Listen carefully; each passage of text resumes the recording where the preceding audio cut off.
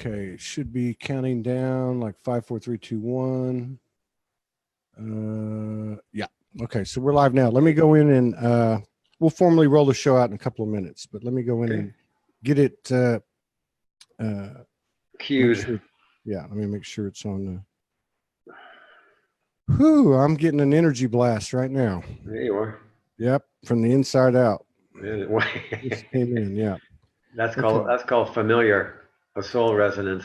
Yeah, yeah. These shows they're like being in a session. Yeah, they are. You know, one after the other. It's merging with the higher self, and then I'm receiving. And Yeah. we got 18 people in the house. We're going to roll the show out in a minute. Thank you, everybody, for coming. If these shows resonate with you, please share. Ivania down in Tasmania. When you coming back on? When you coming back on? When you coming back on, Ivania? Kelly Bird, Nazanin Begani, Carl Streener, Michael Kilmer, Valerie Peterman, Aludra, Jane, long time no see. Tom Whitebear's here. Thank you, Tom, for all the work you do and all the support you give us. John Montgomery, Carrie Stecky, good to see you. Cindy Aldridge, Esther O'Kane, Janine Hutt, Louis Machi, my dear friend from New York City. Thank you for your continued love, support, and contributions, and everyone else as well. Etern Nepkes from South China Sea. Melissa Topham, Joan Stockbridge, Francis Katumi in Perth. Angel Divine's back. Thank you, Angel, for coming again. Connie Ma. Burnett Gurma says, where are you now? I'm in Kauai. I'm Kapa'a, right outside Kapa'a, Kauai, Hawaii. And Renee Ariel. I'm going to just quickly share this into 4 or 5 of the affiliated groups and into the Soulogy group, and then we'll introduce our distinguished guest.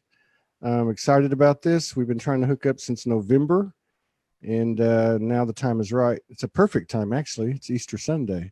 Hey, baby. And right. And we started this at 11:11, so there are no coincidences. All right. So Donna Davin's here. Monique Hendry's here. Good morning to you, Monique. It's good to see you. Good to feel you yesterday on the show with Sasha. I really enjoyed that comment. Oh, my God. I'm getting an energy blast. Sweating like a dog now. We've got an exciting. I love this guy already, man. We got a good show here with our brother Kieth Gregory. He's been around. I mean, I say that I've been off the streets for 5+ years. That's when I got a laptop and started becoming more involved face to face or one-on-one or whatever you want to call it in social media. And I've seen him around for a long time. I can't even remember the first time I saw him. And obviously some people have also turned me on to his work and stuff. And we've been talking since November. I just want to find the let me find the bio. It's a good bio, and it gives us a good idea of who he is. Keith's an energy artist. We're going to talk about that. He's a soul coach, an advanced energy healer, an originator of the initiatory journey to awaken your sacred masculine. Good topic. I have learned to do this work through my own arduous self-healing journey and by addressing and transforming the considerable woundology of my past. Clairvoyant, medical intuitive, born highly empathic, studied and practiced a wide array of alternative healing and consciousness growth modalities for 35 years. I have been developing my innate intuitive and healing abilities to assist those I work with. My code, gift, and commitment is helping you awaken yourself. So thank you for sharing space with us and honoring us with your presence today. Aloha. Welcome to Soul Speaks 5D. Aloha to you. It's good to see you. Thank you for coming. Likewise, brother. Likewise. Thank you. That's a pretty good pedigree you got going there. You said you have an innate. I think there was another word that was used in there, another description. Sounds like you've been awake since day one. Much to my chagrin, because it takes a lot of life school experience to learn boundaries and conscious behavior skills to work with. And we're all born intuitive. We're all born empathic. some of us, I think, have an accent on that. And we mentioned about astrology earlier, Todd. A Pisces moon is a very, very intuitive aspect to a person's constitutional makeup. So started meditating when I was 13. Was fortunate to have an older brother, 5 years older than me, that when he was in his spiritual journey quest time, and it was generational, 69, 70, 71, I would travel with him to the ashrams, the temples, to tag along. It was just one of those karmic agreements, and started meditating really early, and had a what's called a soul merge. I was chanting in an ashram in 72 in San Francisco, and it's as if a golden balloon of bliss burst over my head, and I was just drenched with this. I've been still trying to get back to that place, drenched in this bliss space. And the flip side to this, and anyone as well as having interviewed so many of us, Todd, that there's always a price to pay to awaken, and that's our suffering, our ignorance, our illusion, and the shadow that is no longer shadow when it's looked at and addressed, especially from the heart space. Yeah, good stuff, man. So you were 13 years old in an ashram in San Francisco? Yeah. 1972? I was visiting. I grew up in Chicago on the South Side. Wow. Very fortunate to have learned from the inside out, and that's been an element of my life, is that paradox, the parallax view of being a middle, mid-America, Chicago, upper middle class. Both of my parents were professors. Right when the Civil Rights Act kicked in, 66, 67, when they began busing and integrating Black kids into the school system in Chicago, and I was in the first and only neighborhood that allowed Black kids who couldn't, I swear to you, couldn't do the alphabet.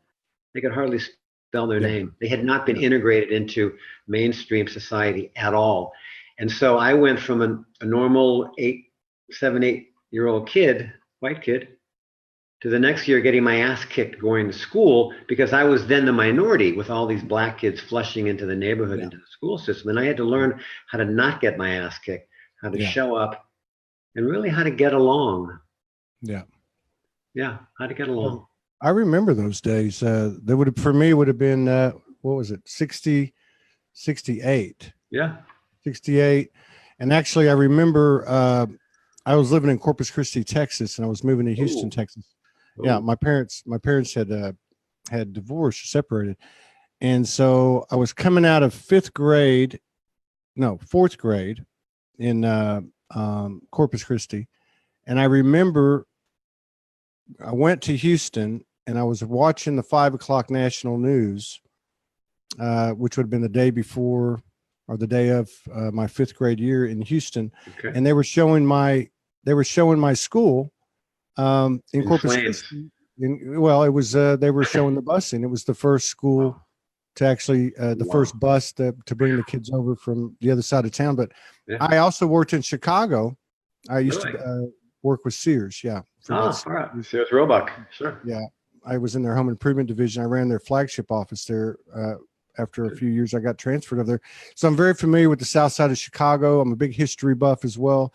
So that would have been a really dynamic cultural great impact on you. Yeah. My name wasn't Keith. It was Kieth. Because all my Black friends couldn't say "th." It was Keith. Yeah. And I was a natural leader and really good in sports. And that's the cred on the playground is how well you can play and how strong you can show up. Now, of course, we would call it our masculinity, but with confidence and self-assurance. Yeah. And there was something I saw really, and this is a gift that I learned about getting along, is that there's one place where we all can meet without difference or separation, and it is the heart. Yeah.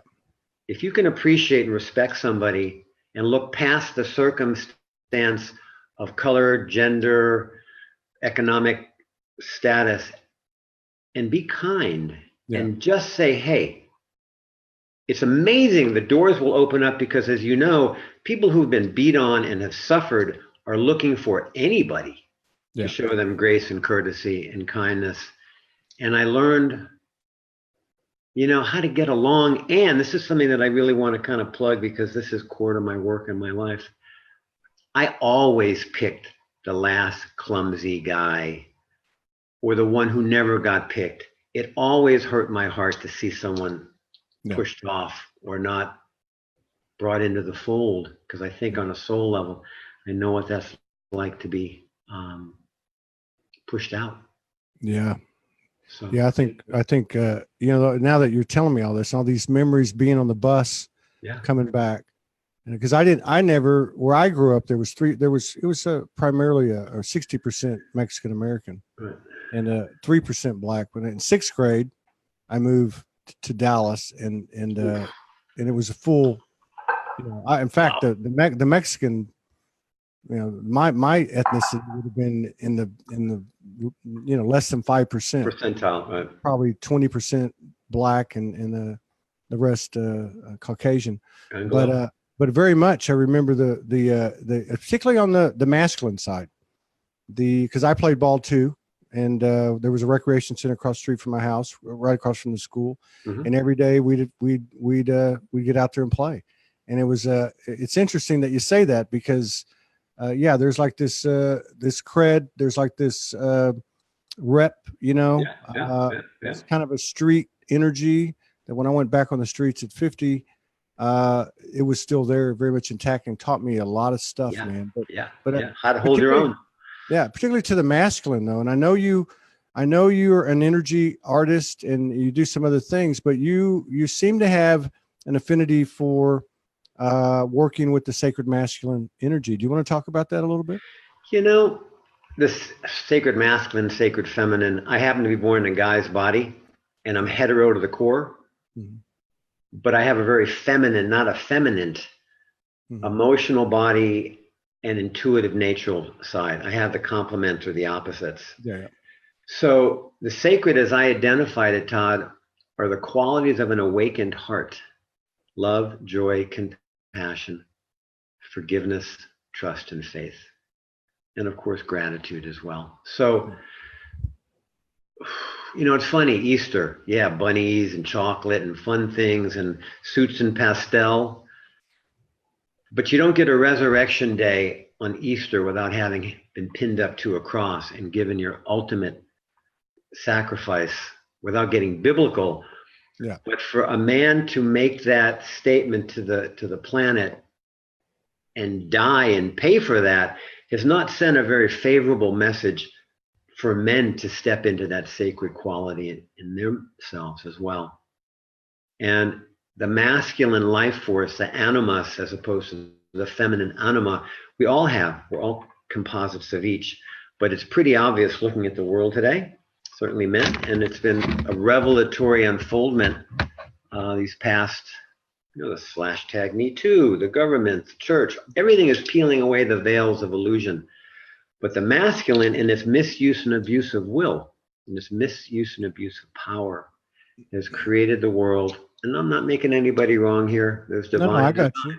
Keep going. But something has got to change, because we won't stay on this planet for more than a generation, if that. And I don't know where these quests come from. You've been interviewing people for how long, Todd? What is the motivator that spurs someone on in their dharmic life quest? If I had gone into any profession to make a lot of money, I'd have been a billionaire 20 years ago. But I went into a self-healing journey in this life, not to make, not to possess, and not to create out in the world, as much as to heal my shadow or my woundedness on a soul level, to then provide a bridge for others to potentially do that as well.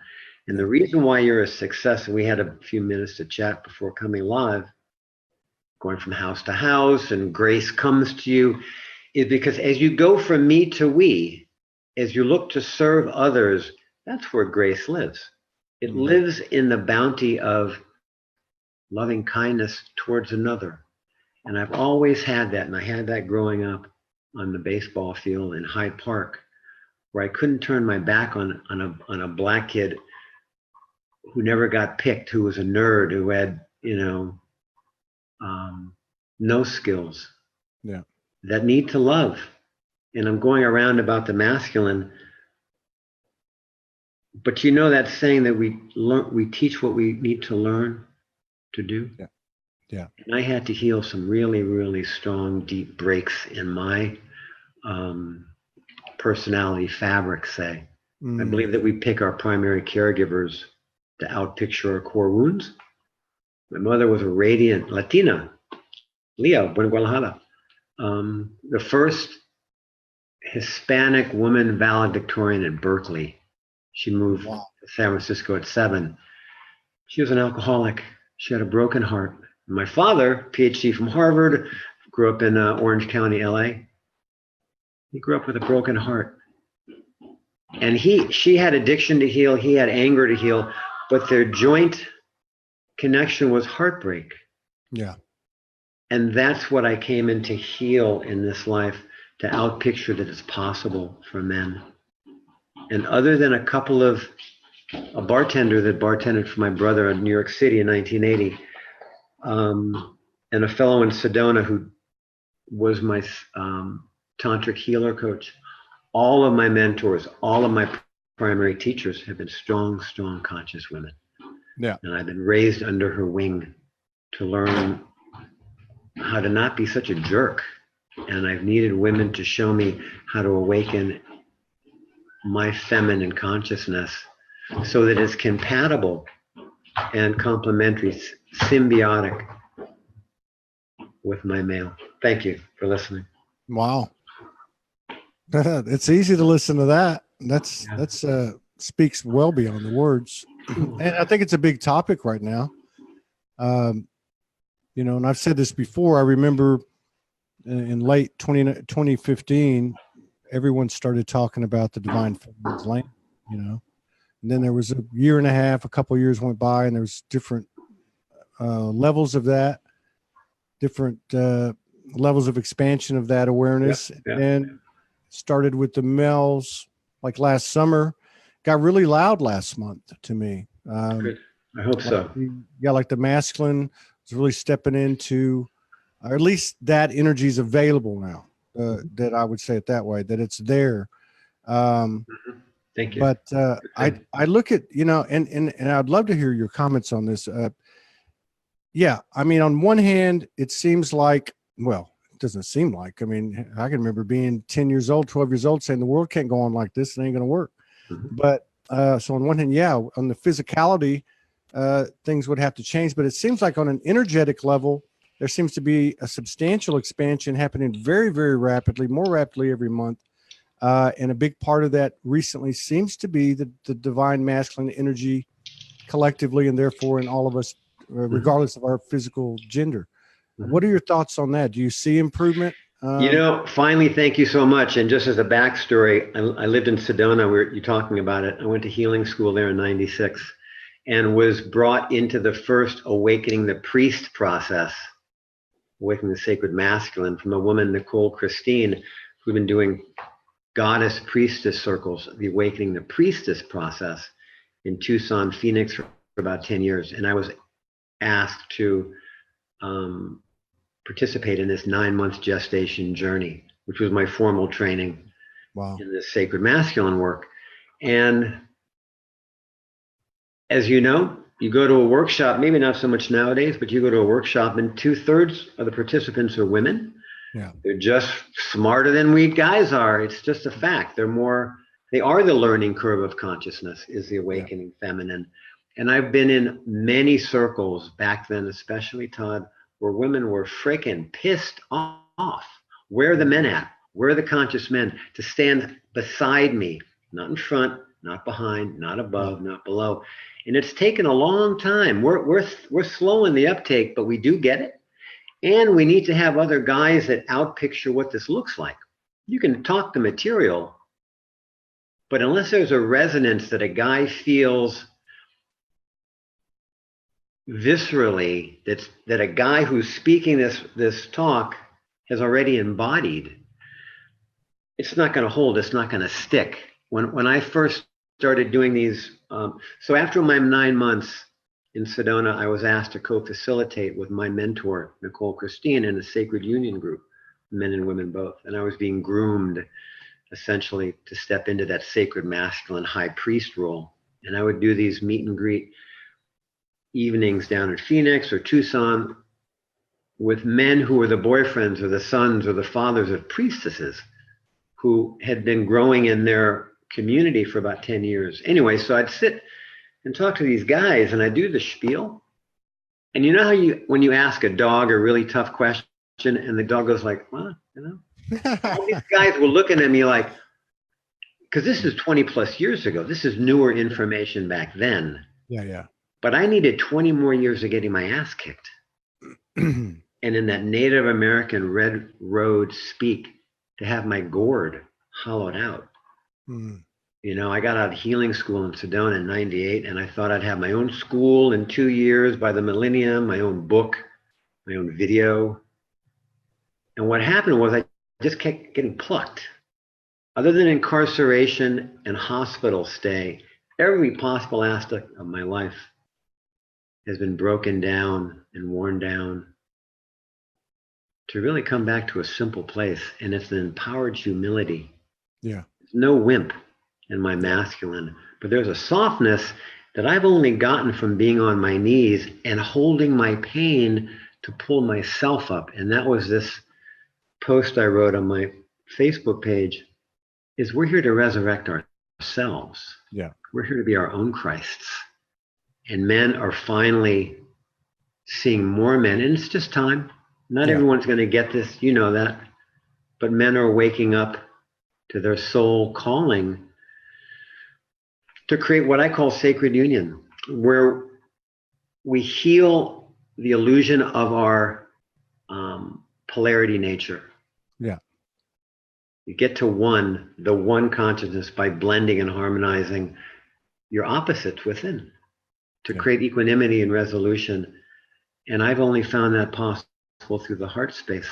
And I only do my work based on what worked for me. And I bartended the decade of the 80s, hardcore, Lower East Side, New York City, South Beach. I did enough drugs to buy South America. I got fucked up for 10 years. I never said no to coke. And having that experience at 13 was such a crystalline, clear, clarion awakening that my personality tried to forget it and did everything my ego knew how to do to not succumb and let go to the power of my soul. And for tough nut chuckleheads like me, the universe had to break down, I think this is true for all of us, our resistance. So we finally let our hands open and say, thank you. Yes. And then the current comes. Yeah. But it's hard work. It's really hard work. I can totally relate to your story. I also can relate to a lot of your nomenclature and the way you're speaking. But yeah, I think that's, you definitely have embodied and anchored the masculine journey, and the way, because you can always speak from that experience. You speak like the true healer, which is you healed yourself, and you're going to take those you work with to the places you've already been. Potentially, and through grace and fate and an enormous amount of help. Obviously, we can't get here alone, and we're not supposed to. And as spiritual beings, the gift of our wisdom is higher in our field. And I work really, really strong with what I call the vertical power current, or the soul stream, in that we have 7 primary chakras, as you know, spiritual anatomy wise, that go up and go down. And to create that verticality to access these higher places sounds great. However, the flip side, and there's always a flip side, is the brighter the light, the darker the shadow. The more love or light comes in, the more it exposes the places that haven't lit up yet. And living in Sedona, strong place, very catalytic, not for lightweights. Nope. The more love I called in, Todd, the more that was unloved in me came up in my life for me to love to create more love. But Tinkerbell and that magic ecstasy pill or whatever doesn't replace one's spiritual work to face places that men, especially, I can say, we stuff, we deny, we quarantine. It's just too much. No one I know was taught how to feel feelings, how to express anger, proper boundaries, communication skills that really we should know by 5, we should know by 10, we should know how to negotiate. No one I knew has been taught that. But we're now the elders. We've earned our pedigree. And I believe, interesting, I grew up next to the largest Black Baptist church in the south side of Chicago, Shiloh Missionary. And my bedroom window was 15 feet from the side of this church. And they had an organ bigger than Yankee Stadium. I've heard of that church. Unbelievable. And I heard a preacher one morning when I was growing up on a Sunday say, you got to repay the blessing. Repay the blessing. And I have a very bhakti nature. I have a very devotional nature. Love and devotion are big for me. And that sense of give back. This is Christ. It's not walking on water or poof, poof, fishes from loaves or whatever. It's kind. It's compassion. It's forgiveness. So, you know, as you said when you were a young guy, something's got to change. We're the ones to do this work. Finally, we've awoken and are stepping into, I pray, an arena that is welcoming us as opposed to, because honestly, Todd, it's been women, conscious women, usually older women, that have gotten me and been my support. Men are like, man, who are you to talk about the sacred? What is that anyway? I mean, there's a lot of resistance more from men than from women. Oh, yeah. But we're pioneers, bro. You know, we're here for this. We're built for this. Yeah. Very cool, man. My head's tingling. Yeah. So yeah, I mean, God, there's so much to talk about, but let me ask you, as far as the practitionership, do you work with groups? Do you work one-on-one? I do do. You work online? Do you work in person? You know, I do all of those, and I've been in what's called an in-breath, and now I'm in an out-breath. And that out-breath is finally connecting with you, is reaching out to you. Last November, you know, the healing journey is one of those things where, especially in this kind of work, I'm not selling shoes or presenting a role on the stage. To do this work effectively takes a visceral embodiment. It takes a lot of hard work to open up where it's really through me, not from me. True. I've just come through a second Saturn return. I do not know how old I am. I've forgotten for years. I was born in 1957. So this astrological journey is squeezing out the past to then come fresh to this moment. And I'm praying. I wrote a book 2 years ago, Awaken the Sacred Masculine. E-booked it on Balboa, the e-book subsidiary of Hay House. It didn't go. It didn't fly. It wasn't ready. I wasn't ready. I don't know. This is the power of this journey for me, Todd, is that my ego, maybe not Tony Robbins, but I wanted to be, pimping, a spiritual guy, sacred masculine. And what's happened is just getting my ass ground down. So it's not a benign surrender to thy will, but Kieth can't figure this out. I do work with groups. I do online. My website is awakenyoursacred.com. I've been doing a post on Facebook since 2012. It's amazing how that's opened up the doors because I needed to join the conversation. I was so desperate for friendship. I was living in New York at the time. And I needed people like you or like us to have this conversation with. So I started writing to reach out because the masculine is about serving a higher purpose than just my own needs, wants, and desires. It's serving the wellness of the tribe on some level. Yeah. So I don't really do what I do for what I want to do. I believe my gift is helping other people help themselves to empower them, to empower themselves with some tools, some life school techniques that I've accrued over, since I started meditating. Yeah. Because you got to have tools to face challenges in life, I believe. Do you have, obviously you've been on this path for a long, long time, even if you did take a 10-year hiatus, bartending or whatever. But is there a certain divine essence or essences or galactics or angelics, or is there a face or faces of the universe that you particularly connect with or congruent with? There is the Christ, there is the Melchizedek priesthood, of which I'm a high priest in. There's also the Fellowship of Isis and that feminine goddess stream, which is very strong for me. I was knighted in the Order of Tara. I have a deep affinity for Sophia. I have a deep affinity for Shekinah, for goddess. I do. And yet, oddly, in a male body, it's about bringing in that Christed quality, which again isn't highfalutin, and there's such a misnomer about it. It's just kindness. It's just love and compassion that I've only learned by healing a considerable amount of suffering, addiction, anger issues, heartbreak. The prices that we all have to pay to heal the parts, to love the parts that the world isn't supposed to heal or love.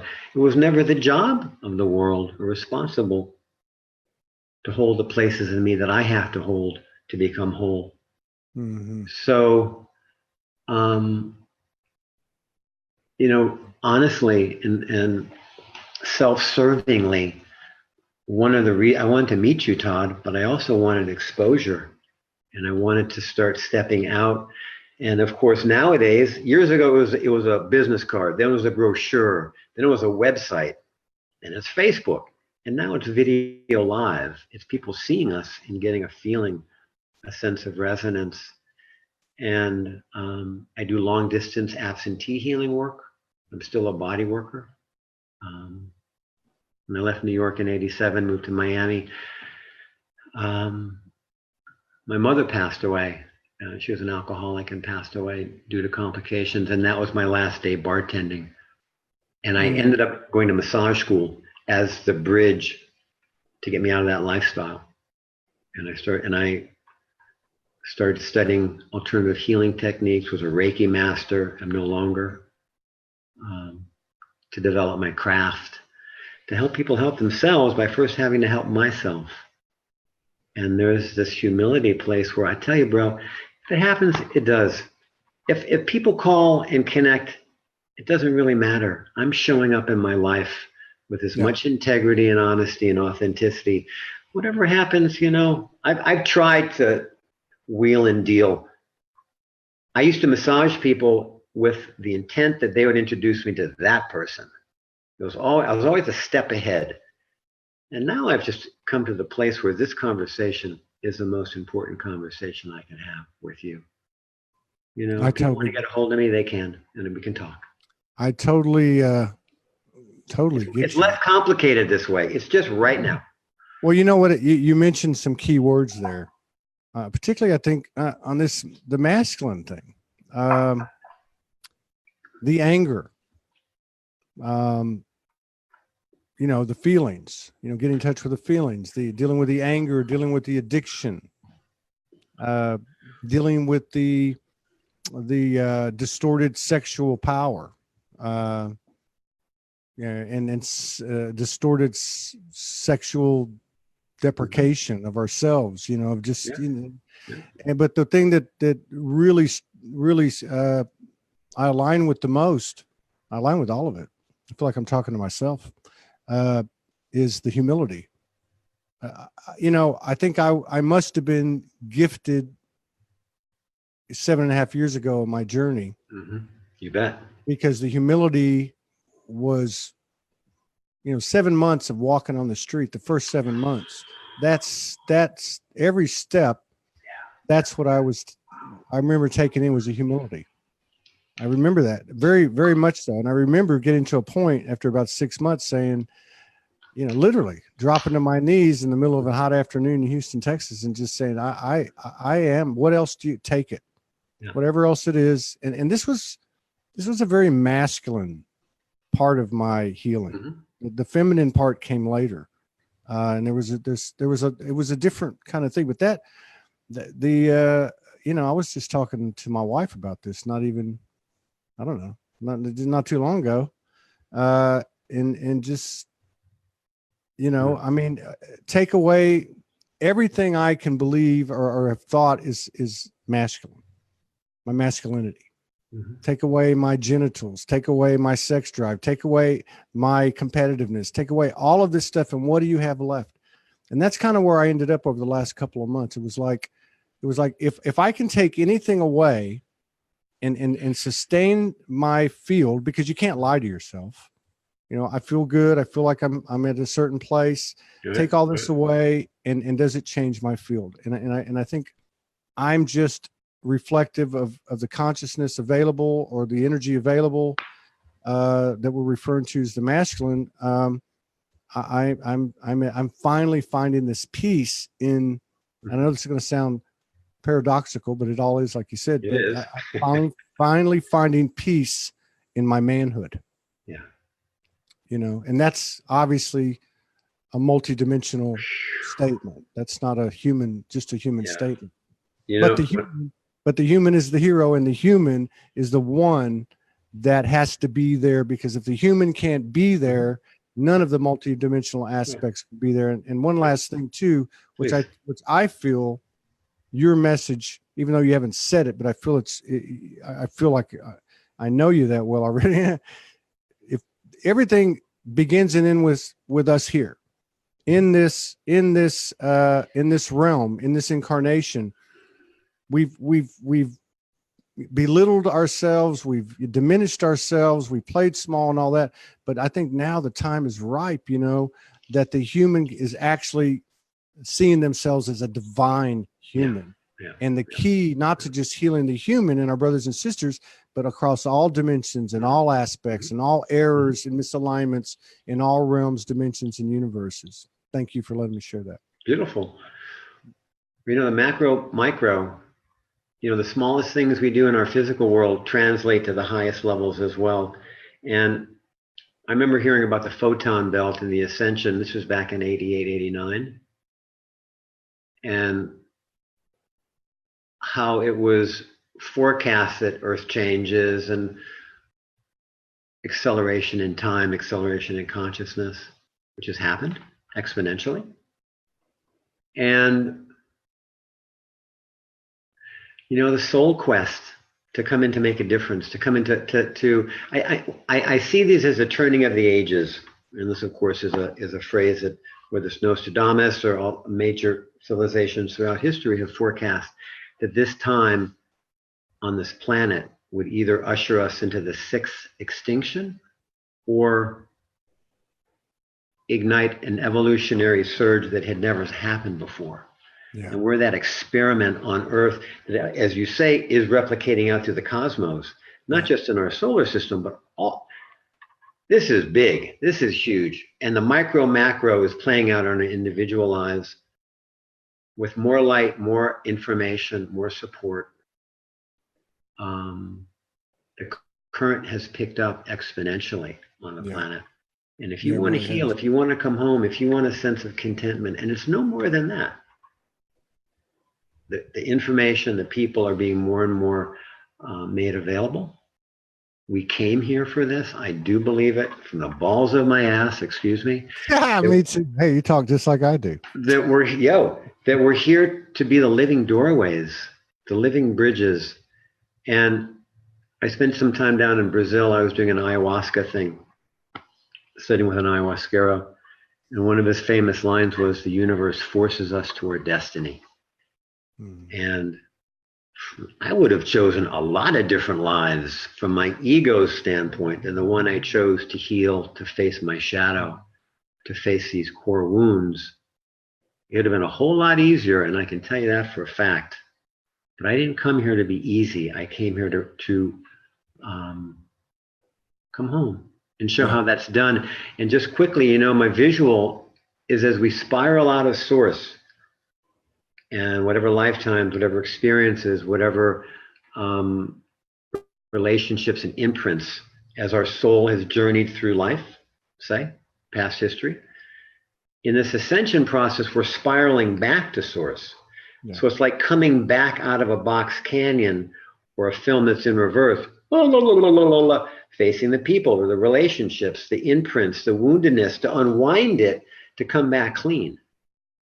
What that's saying is the only way out is through, is you've got to go through the place that you've never been able to get through to create freedom. Or what's that saying, that our deepest wounds are our deepest or greatest doorways to healing and freedom. So those of us that have done the work, and I'm not saying that in a highfalutin special way. No, I don't feel I'm special. I'm unique. I'm uniquely unique. We all are. Yep. But I was really, really good as a baseball player. I could have played pro ball. Maybe I could have been acting, you know, but I think of, say, you know, the film and sports icons. What gives me the greatest juice and the greatest sense of wholeness in my heart is to be in a room or in company with someone where their heart opens a little bit more, where they feel a little safer, where they cross a bridge in themselves that they hadn't been able to cross. That something through me, not from me, has ignited them coming into a place that's their sweet spot. I've had enough money, I've had enough sex, I've had enough drugs, I've had enough stuff. But the thing that feels the best is loving and serving in this way. And I would love to have more business. I would love to have more exposure, not for the money aspect, because this is what I came here to do. I spent, you know, over 3+ decades learning my craft. And I lived in Sedona, and the guy in the checkout line at Rite Aid was channeling Lord Michael, who had given him all the powers of the universe, but he hadn't faced his own healing and hadn't come upon developing his power or his craft through years of study. It just doesn't happen overnight. You got to put the time in. Yeah. And those of us like yourself, you couldn't have done this 5 years ago or 2 years ago or however long. You know, you've been groomed. We've all been groomed and mentored and tutored and ass kicked to clear us, to clean us, so that we're a clear lens. And that's what, for me, these next years are about, is being the elders and the beloveds to help show people how it's done and to hold a resonance of having done it. Yeah. Because the piece about Brazil, we had to go through this jungle that was like really right out of the movies of Amazon. And my question was, does the guy taking us through here, does he know where he's going? Is he tried and true? Could he do this in his sleep? Is he a pro? Is he seasoned? Is he authentic? Or is he winging it on the fly, not having been tested and proven to himself? I want someone who's a pro, who's been proven and been through his fire and come out the other side. I want that Phoenix consciousness. And that's what my life has been about. Thank you. Preferably more than once. Oh, yeah, it takes that, don't it? It's like being dipped. Doink, doink, yeah. Hell yeah. Hell yeah. Oh, yeah. Good man. My family used to have a saying, this was even before I technically woke up. They would say I had more lives than a cat, or Phoenix rising, or Mojo's rising. There you go. But yeah, you're right. You know, that's very eloquent too, by the way. Yeah, I love what you said about what juices you the most. That's it. That's that space, that peace, because I can relate. You know, this juices me the most. You know, being witness to merging souls and this vortex that's made up of atypical or non-typical, from a human perspective, components, it's made up of pure love, energy, and intention. And it's just amazing. I see the ripples, and then to have a conversation, because I'm like you, almost every day I get off and I'll say, that was the best show I've ever done, ever been involved with. And then the next day I say it again. What does that tell you? It's a beautiful thing. thing. Better. Yeah. And I believe the best is yet to come. I really do, on a soul level. Yeah. There are a lot of things that are in the end game resource wise, but what's opening up are our spiritual connection to our divine nature, which isn't second nature, it's first nature. We've just locked ourselves into the horizontality of ourselves, seeing ourselves in the mirror in our birthday suit, dripping wet. That's not what we are. This is our earth suit, our meat suit.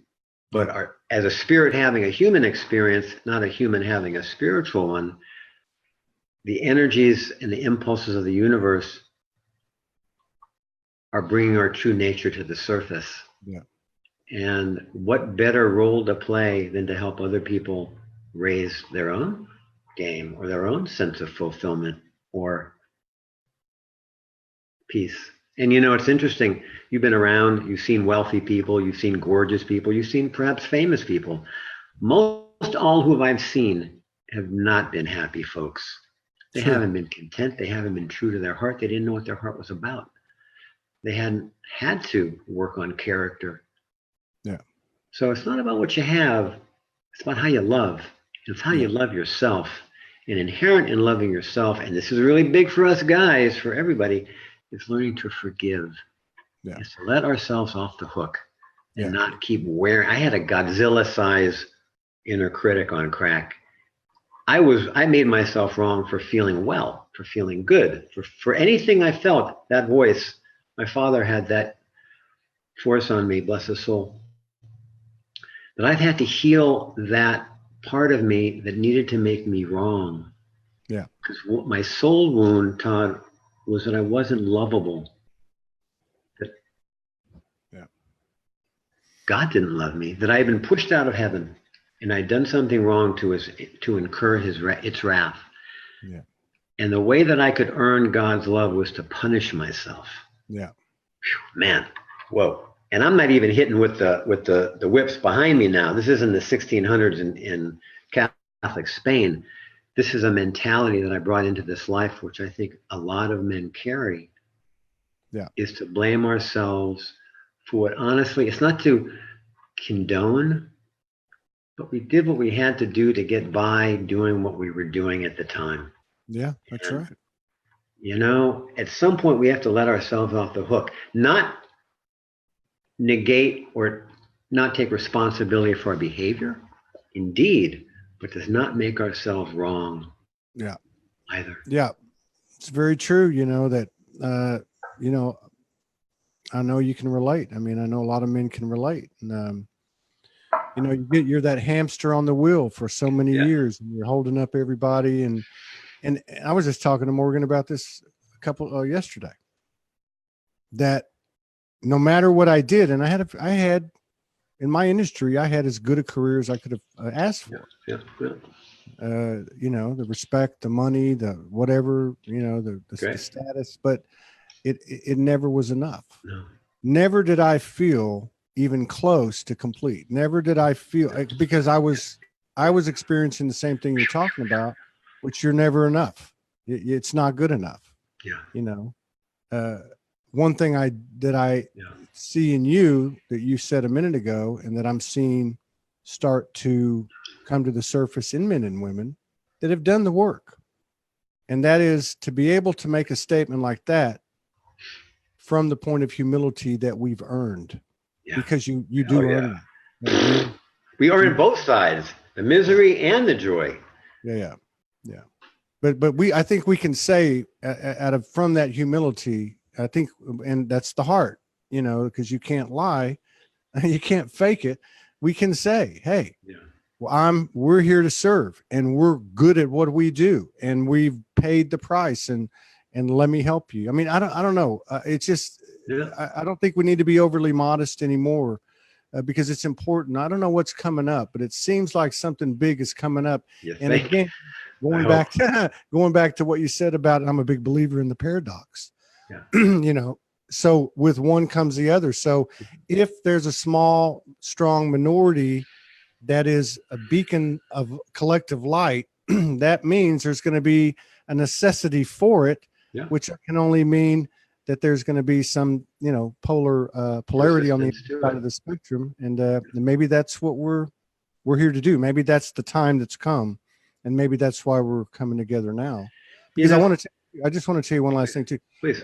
We will, and I can speak for the Soulogy team on this subject. We will support you to expand the awareness of what you're doing and the energy that you represent and are. We're your partner. So we'll be glad to work and collaborate with you. I appreciate that. You know, the gift is in giving. And it's not to say that receiving isn't great, because it is, but it's again going from me to we. And I heard that the definition of the new earth, which is one of those terms that is being bandied about now, the ascended state. The old paradigm statement or equation was, what can I get out of it? What can it do for me? Yeah. Where can I benefit? The new equation statement is, how can I serve life? Yeah. How can I repay the blessing? Not to negate my needs, not like in the old Piscean sense that I will give you my last drop of blood. I'm not suffering anybody's suffering. I'm going to help someone transform their suffering. But there's a different energy or element when there's a service to a greater and higher good. That is the awakened sacred masculine. And interestingly enough, it's very much like the Arthurian code of the round table. Yeah. It's respect, honor, and integrity. It's to be a stand-up guy, which means doing what I say and saying what I do. It's being authentic. This is all that it is. And it's healing the parts inside that have been busted, broken, wounded, and blown apart, because it's very tough in Earth School to be a guy. You know, it always amazed me. American Indians, right, had a whole continent, a lot of room, and they were still warring and stealing and killing and raping. It's like, it's just human freaking nature. But we're at that crux of evolution, Todd, that we're at a choice point that is divinely inspired and guided. And it's showtime. We all got our shot at the title. I got it. You know, I had a massage instructor in the early 80s, Esther, when I was in a shiatsu program in New York. And she said, you know, the good news and the bad news, well, the bad news is we're all playing hardball. The pitching is live. The game is real. The good news is we got our chance at the plate. We got our swings. We can create what we want. Yeah. But you gotta make it count, and you have to find out what your values are and what your intentions are, and really what matters the most. And now is the time to go for it, because the energies of the universe are saying yes. Yes, that's right. That's right. And I just want to expand. I want to expand a little bit on. Thank you. I want to expand a little bit on what you said about the Native Americans. You know, for many months when I was on my trip alone, I received and still do receive impressions or memories of galactic war. Mm-hmm. Now, there's been a lot of people, including myself, that have had interaction with what we would call star family and other things, all of us. I've seen ego on the other side of the so-called veil. I've seen ego in these memories of the galactic wars. I've seen it in all the cultures and civilizations. I'm a history buff throughout the history of the world. I'm convinced that this is what you talked about at the top of the show. This is the grand opportunity. This is the culmination of many, many false starts, and the power of the human hybrid soul species, the power of the earth realm is the apex, the outer breadth of Mother Universe, the most potential. We haven't been here before, and it is absolute that as within is without. Yeah. If there's distortion out there, I mean, if they're having Orion wars, if they've had galactic wars, what does that tell you? we are, this is a universal alignment, a universal correction. And that, like you said, the micro, macro, it's happening with each and every one of us, and we can impact the entire universe. Who's to say that if just one of us got it right, that we would not cure the entire universe? How do we know that's not true? But where two or more gather, this is what's exciting to me, is coming out of this duality, and the math changes, and it's becoming exponentially maximized more and more every day, you know? So it's very exciting. I think I can't even think of, you know, what to say. And I'm a talker, but the honor of it, you know, it's just, God, it's beyond, you know, it's beyond words. And it's knowing that it's that chop wood, carry water thing of just keeping the next step moving forward. That's all it is the next step moving forward. And keeping it really simple, because a part of me has access, and I do travel, and I see, you know, 5th, 7th, 8th, 9th dimension as a glimpse. And yet, being born in Keith Gregory's body, the greatest effect I can have on the higher dimensions are the ones I enact and engender in this dimension. And that's the gift of giving and loving and helping people give and love themselves. As you talk about the ripple effect, man, I can't think of anything I'd rather do. Michael Jordan in his heyday, Tom Cruise, the wealthiest people I've known. I would not trade that life, having had those lives in past lives, to substitute this one now, where all the work I've done, very painful moments, not to belabor or to highlight suffering. But it's turned me into a different man. And my feeling, Todd, is that these heightened states of euphoria, these Satori mountaintop galactic moments are great, but they have to change in my relationship field for them to really be grokked or actualized or embodied. It's how I treat people and how people treat me from how I treat them that is the definition of my consciousness. It's not just being from the Ashtar command and my name is Ra. I remember the walk-in stage where people were having different names. In Sedona, they were now evolved. But there were still schmucks where they still didn't know how to be gracious. It's how we treat people, which is based on how we treat ourselves, that really is the litmus test. Is how kind we are. It is. So, whether you even know what the term light worker means or right. Yeah, I was talking to somebody about that yesterday. Was it's those people that they say, oh, they're asleep, but they actually are the vibration. They don't. It's just built into them. Maybe that's how it fell for them. I don't know, but well, everything is divine and an expression of the divine, and we're all packaged in our bodies and families and cultures and societies and da da da da. But goodness is goodness. It doesn't matter if it's whatever it comes to. Goodness is goodness, and kindness is kindness. And some people, a lot of people, hopefully, don't have to go through what you and I have gone through to get to where we are. And my goal is to help people avoid some of the stuff, if they can, that I went through.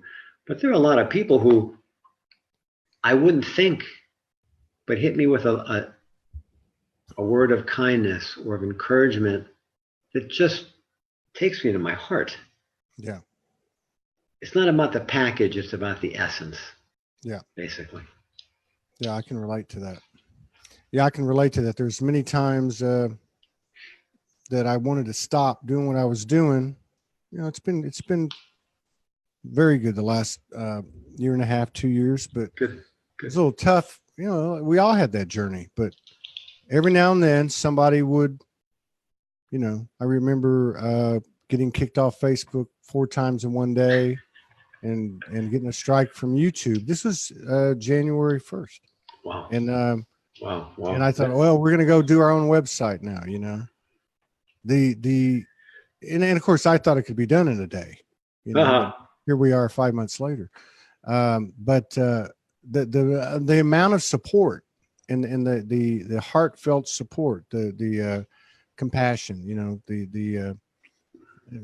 it was just extraordinary, and it happened several times. So yeah, you're right. This, you know, we talk about all this stuff, especially on a show like this, 1,000 episodes, modalities, processes, stories, experiences, you know, when you really get right down to it, we already know what to do. Yeah. And it's just a matter of how we treat each other, you know. It really is. It's stemming by how we treat ourselves. And that's that thing. I don't know if you have a morning practice. For me, this is kind of a plug. But unless I meditate, unless I plug in and line up, unless I anchor in my breath and get present and call in my team, my day really isn't going to be that much. It isn't going to be as full or as radiant or as fulfilling as when I do my constitutionals, which are the 2 or 3 things that a person has to do to stay sane every day, whether it's meditating or 8 hours of sleep. Self-administered acts of kindness and consciousness that keep us clean and straight in relationship to our life's purpose and living in a good way in our bodies. And the power of experience, you know, I've learned to do what I want to do from having done things that I never want to do again. Yeah. And those 10 years bartending were really profound. I learned what humanity looked like. And not just blown out, blasted in bars or nightclubs or after hours, but being, you know, in film shoots and catering star events and bartending. I saw the gamut of humanity, and it developed my intuitive abilities considerably, seeing all these different energies in the course of a night. And, you know, I feel that we're all being guided along on a soul quest. And that's that feeling of the turning of the ages. There's a confluence in the river of our soul where our timelines are lining up to heal the past, to create a real, I don't know if it's paradise or heaven on earth. I don't really like to get too far ahead of that. But I know that we're in an opportunity zone that I've been living for on a soul level for a long, long time. And I don't know how it's going to turn out. I take your invitation to support very seriously. I take my agreements and I take gifts of gratitude or gifts of opportunity seriously. But the thing that matters most to me in your gift, Todd, is how can I support you? How can I be a friend to you to make your path a little easier? Because that is the sacred masculine code, is repaying the blessing and being a living force of love. That love is in fact short for loving. It's an action word. It's showing it. You're a guy, you're with Morgan. A woman doesn't hang out with a guy, a woman who's got quality and consciousness, unless she's met, unless she's talked to and loved with and embraced in conscious ways. And the gifts, again, the gifts of relationship are really what make it all worthwhile. So I'm not surprised that people came to your aid and people went out of their way, being on the islands, to open doors for you, man. Your life is about opening doors. Of course, a goddess, God, universe is going to honor itself by honoring you in your work. Really. You're a gift, man. You're an inspiration. You touch a lot of lives and make a difference in a lot of ways. And vice versa, man. Thank you for that. Bro. Yeah, bro. I was thinking about what you were saying. I feel your I really feel your fervor, you know. Yeah, I mean, I share that with you. I've always, I was laying in bed last night and I was thinking, God, this is weird how this stuff comes back up. Don't it? Coincidences. I know why I was thinking. I was laying in bed and I was thinking, okay, so I've seen I've seen the Syrians and Arcturians and these divine essences and those divine essences. But this one branch of the tree of life has been there from the beginning, which I would have to say is that Christ consciousness essence. The Magdalene, Mother Mary, biblical prophets, ascended that came or that were the faces of the universe when I woke up. And I thought, I don't identify or over-identify with any of them, but there's something about that part of it. And I see that in you. I feel it in this moment. And it's that fervor. It's that passion. I don't want to say preaching. It's not preaching. It's what the humans might call religion or religious expression, but it's not. It's the heart to me. And it's very pure and very organic. But yeah, I can see where us not having been able to work this out until Easter, Resurrection Day at 1:11 Hawaii time was perfect. As I look at the New York time right now, and it's 8:18. Oh, there you go. Yeah, and you have friends in New York. You mentioned a fellow that actually had signed in earlier. That's great. Do you spend time over there? Do you get to the East Coast at all, or? I was there anymore. I actually ended up when I left. No, I think I believe we'll be going to the mainland.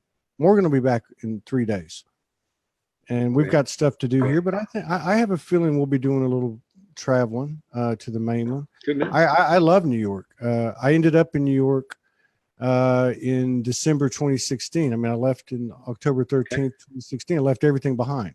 I went to the mountains of Arkansas for a couple of months, and then I started hearing, you got to go to New York City.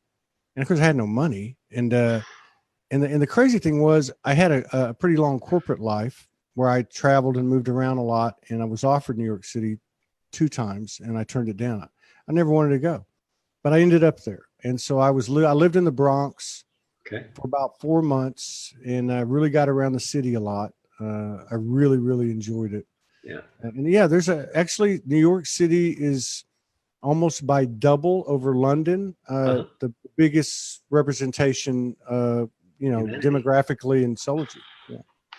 So I've always felt like it's a big part of it, I had a teacher back in Miami, Marty Dow, lovely, lovely, lovely woman. And there were all these, spiritual events and gatherings and ascension stuff and all. Anyway, and she would never, ever go. She wasn't a recluse. And I asked Marty, how come you don't come out to these things? She says, Kieth, I stay home because I'm in presence. I said, what do you mean? She says, well, where is God not? It's in everything. It's in everyone. And it's our own inner direction and attunement and resonance that translates out into the moment that we're living. But I'm glad I'm not in New York City. As an empath intuitive, I need to be in nature. It's better for my system. And one of the downsides of peeling the heart, of taking the layerings and the wounded armoring and whatever away, is that there's not as much in my field anymore.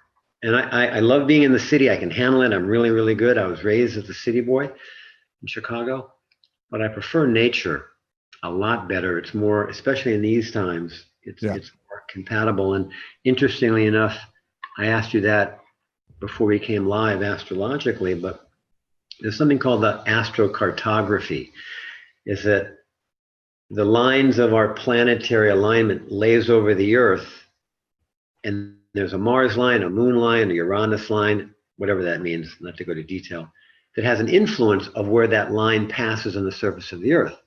My Jupiter line, which is the line of good fortune, runs right down through Kieh, or right down, in Hawaii. So that is and I've been there a few times, Hawaii and Kauai. So the adventure continues, my friend. The adventure continues. Well, I got that message, not through the words. Good for you. Thank you. I don't know that. No, I hear you, man. Wow. Yeah. No, I got that. If you ever get up to the Northwest, I'll come and meet you, man. Wherever you are. Yeah. But, So you've got a website that you're building now, about ready to launch? Yeah. Mr. Todd, how's that looking for you? What's going on? Michael Van Patten's been doing good. 99.99% of that. And we were going to launch this weekend. Oh. You were actually the first person that I scheduled to be in the 36-hour marathon that we didn't do, because Todd gets ahead of himself. And luckily we have my beloved and two other great team members to keep me reeled in. But grounded, right? But what we did do, though, we worked out the biggest challenge, which was the streaming. Streaming, being able to stream. Everybody wants to stream, and they're basically brokering it. Stream to YouTube. Now they're coming out with, we can stream YouTube, Facebook, and Twitter, and all at the same time. They're just a middleman. But we were able to find a partner out of Israel, a 8-year-old progressive company, tech savvy. So we'll be able to broadcast the stream to our site, and then also simultaneously broadcast to YouTube and Facebook, at least for the first few weeks, just to bring people over. But the reason we didn't do it is because the site itself's not quite ready. And the big component there that we want to be functioning at least at a comfortable level is the personal profile based community. So people will be able to post and, put up pictures and videos and that type of thing. So we're excited about it. It's a seat of the pants, stepping in faith kind of deal. And, but that's the new frequency. So I'd love to, collaborate with you. We'd love that. I don't know if there's anything we've gone over, and I hope you don't mind. But is there anything that you'd like to do? Share, commentary, blessing, anything that you'd want to share with the brothers and sisters that are here? And I'm sorry. Go ahead. No, I'm just saying, if there's anything you'd like to do, I'd love for you right now. Yeah. Yeah. I would say, see how far you've come, whomever you are. See the beauty and the blessings in your life. See the beauties and blessings in your character. See how tough and strong and loving and capable and durable you are. Count your blessings. Be grateful for the worst stuff in your life, because that's helped make you who you are. And be very mindful, again, of how far you've come to show up in your life now. There's no one better than you. No one has been given more gifts or is loved any more than any other of us. But it's our self-recognition, Todd. It's our self-love, really, that ignites that we can love others. And it's really, really, especially on this Easter, it's about resurrection. It's looking really deeply inside, and very humbly, but in an empowered humility, see how beautiful you are. See, count your values and your blessings. Remind yourself every day, and do the things in your life that ignite your good side or your qualities of value. It is about values. It is about life principle. To find what it is that you're here for. And with someone today, a loved one, someone you care for, give them a call, give them a hug. Make your love count. Show it to the people that you love them. Like, this is the last day on the planet. And with people that I've known who are awakened or seem to have that extra spark, there's really not much of them there. They're really about reflecting back the light unto others in a way that's not tutti frutti or super spiritual or pretentious, very humane.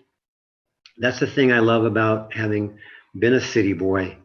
And just as a backstory piece, when I got to Olympia from Portland, I was in Portland for a year and a half after having moved from New York City in October of 2016 to Portland, came to Olympia. Man, I ran out of money. I didn't have anybody to lend me money. I went to the Salvation Army, and I was living in the Sally Arms, the Salvation Army here on Plum Street in Olympia. and had to pick myself up from my bootstraps. Yeah. To show up, to keep living my vision and my dream, to get a job, to show up as a man, to complete my soul journey, or to honor it, which is to honor other people. So give yourself a break. Talk to yourself like you really love yourself, is what I would say. And let yourself know that there is no one who deserves your love more than you. And as you give love to you, this is again a little evangelical, it's easy to love God or anything when you've held yourself close and dear. That's what I would say. Hold yourself close and dear. Make it count. Yeah, bro. It's a badass brother, people. Ow! Good God. Yeah, Good on you, man. Do this again. I'd love to, Todd. I'd love to, Todd. Yeah, I will. I'll send you a note. I'd get on with you right now. We got Please do. Please do. Last show of the day, I think, is in 30 minutes with cool. God, I don't remember who it is, but somebody. Good, you'll find it. Let me not. I would love your mailing address, because this is a heart rock I got today. I find these all the time. Heart by God. I'd love to send you a present. It's a heart rock. You got it. Something. Oh yeah. Just a way of saying thank you, man. Because without you, I wouldn't be here. So it's easy to give the love in that context. I will reach out to you after the show. Please. I will reach out to you after the show, get you my address, get your phone numbers, and set something up for the next collaboration. Mahalo, bro. And there's something else I wanted to tell you, but I'll reach out to you later today. You're 3 hours ahead of me, so thank you very much. Thank you for all the work you've done, honoring us with your presence and sharing space with us today. Thank you, everybody. We'll see you if you want to come back in 30 minutes with Alexandria, somebody, a good friend of a friend, and she's powerful. So big hugs. Cool, bro. I'll talk to you soon. Be good. Thank you. Thank you very much.